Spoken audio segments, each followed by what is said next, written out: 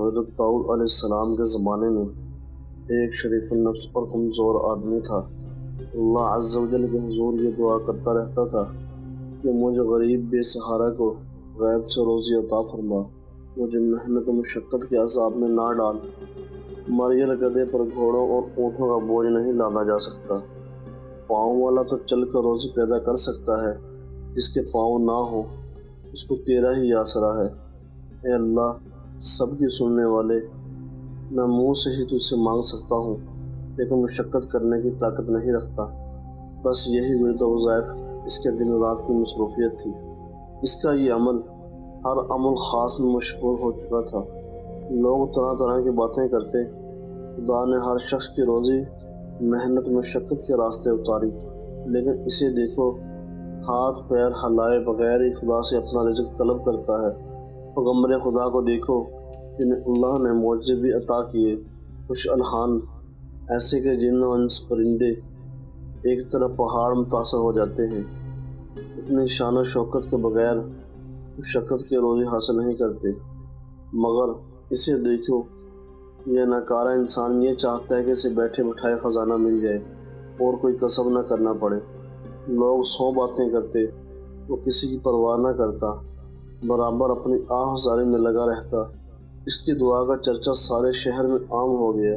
یہ کیسا انسان ہے جو خالی تھیلی میں پنیر حاصل کرنا چاہتا ہے؟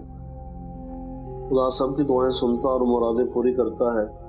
اس شخص نے دعاؤں اور رونے دھونے کی حد کر دی تو رحمت حق جوش میں آ گئی اور اس کی مراد بر آئی۔ زور سے دروازہ کھلا، ایک گائے اس کے گھر میں گھس آئی۔ بے تامل حلق پر چھری پھیر کر ذبح کر دیا، پھر قصاب کو بلوایا اس کو کاٹ کر بوٹیاں بنا دے۔ گائے کا مالک گلی کوچوں کی خاک چھانتا ہوا گائے تلاش کرتا ہوا ادھر آ نکلا۔ دیکھا کہ گائے ذبح ہو چکی ہے اور کسائی اس کی بوٹیاں کرنے میں بھی مصروف ہے۔ اس نے رونا دھونا اور چلانا شروع کر دیا، ارے ظالم، یہ کیا غضب کیا؟ یہ گائے تو میری تھی، تجھے بھلا کیا حق تھا اسے پکڑ کر ذبح کرنے کا؟ دعا مانگنے والے نے جواب دیا، سنو برادر، زیادہ چیخنے چلانے کی ضرورت نہیں۔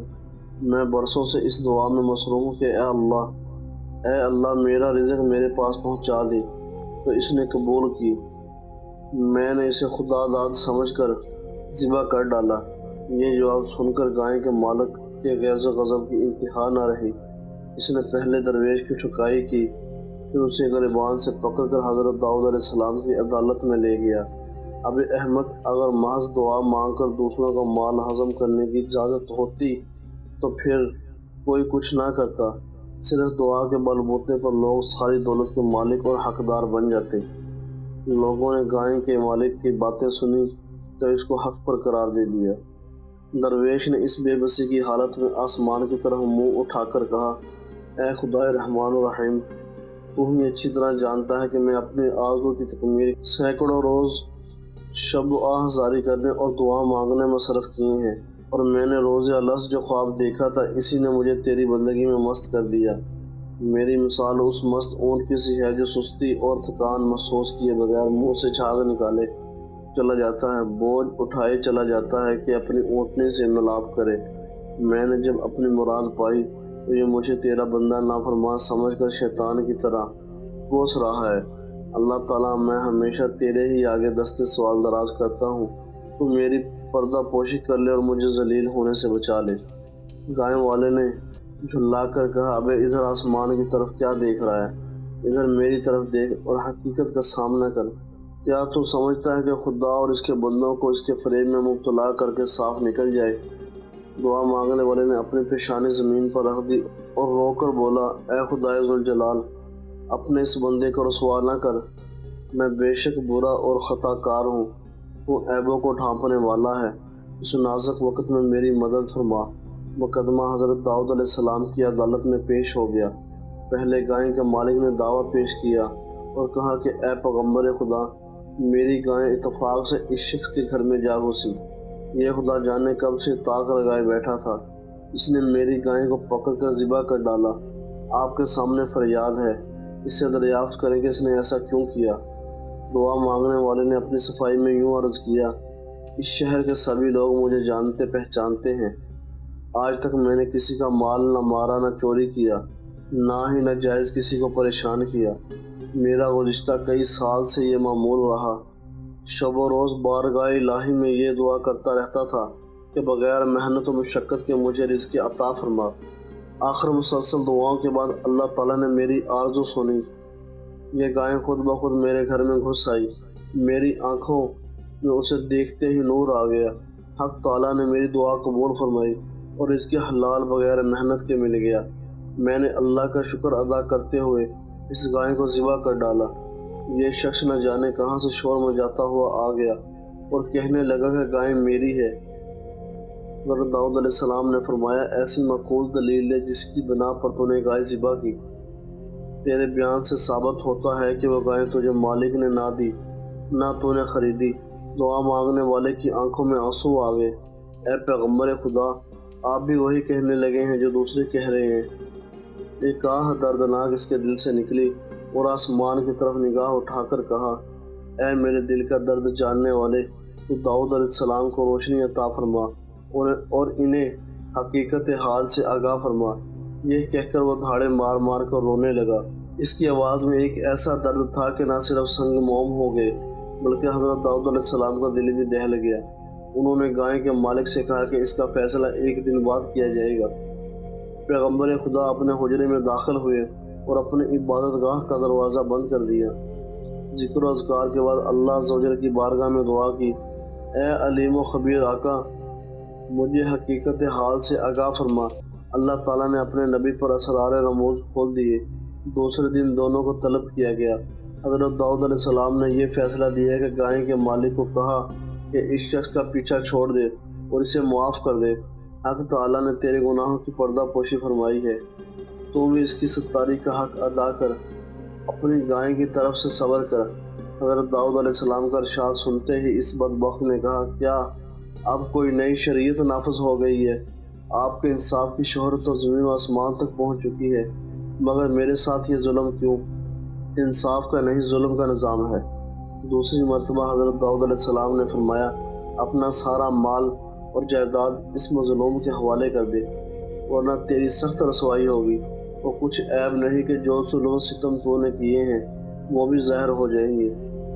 گائے والے نے یہ کلمات سنتے ہی سر پر خاک ڈالنا شروع کر دی، گریبان پھاڑ ڈالا، بدحواس ہو کر منہ میں کف بھر لایا۔ اے داؤد، اچھا فیصلہ سنایا، مجھ پر ظلم و زیادتی کی حد کر دی۔ نعوذ باللہ، مجھے تو معلوم ہوتا ہے کہ تو نے اپنے حواس میں نہیں رہا۔ حضرت داؤد علیہ السلام نے اسے قریب بلایا اور کہا کہ اے بدبخت، اس ہنگامے سے باز آ جا، کہیں یہ تیری ہلاکت کا خدشہ نہ بن جائے۔ جو تو نے بویا ہے وہ اب کاٹ، تو نے اپنے اہل و عیال اس کے حوالے کر دے۔ اس حکم پر تو پھر وہ پتھر سے اپنا سر پھوڑنے لگا۔ لوگ بھی حیران تھے کہ حضرت یہ کیسا حکم دے رہے ہیں۔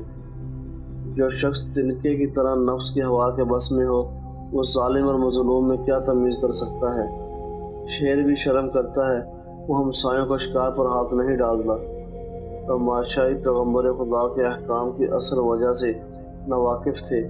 ان میں سے ایک دو آدمی کہنے لگے، اے اللہ عز و جل کے نبی علیہ السلام، آپ کے ذات بابرکات سے ایسا صریح ظلم، ہم سب حیرت میں ہیں۔ بے قصور گائے والے پر اتنا عتاب آخر کیوں؟ جس نے ناحق گائے پکڑ کر ذبح کر ڈالی، اسے آپ نے بری کر دیا۔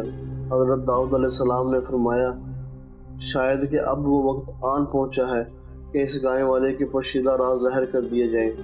حضرت داؤد علیہ السلام سب کو دریا کے کنارے ایک بہت پرانے گھنے درخت کے نیچے لے گئے۔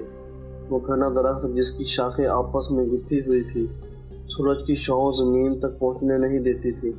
کیا تم لوگ جانتے ہو کہ اس درخت کے نیچے ایک آدمی قتل کیا گیا تھا؟ تم نہیں جانتے، البتہ وہ جانتا ہے جو اس زمین کا آسمان کو پیدا کرنے والا ہے۔ حضرت داؤد علیہ السلام نے فرمایا، حقیقت یہ ہے کہ اس گائے والے نے اپنے آقا کو قتل کیا۔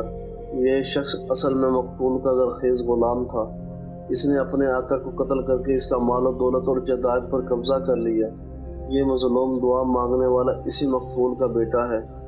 پھر اس بے رحم اور سنگدل شخص نے اپنے مقتول آقا کے کمسن یتیم بچوں پر ظلم اٹھانا شروع کر دیا، ان سے سب کچھ چھین لیا۔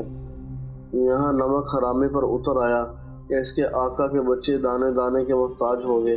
اس مردود نے اپنے گناہوں کا پردہ خود ہی فاش کیا۔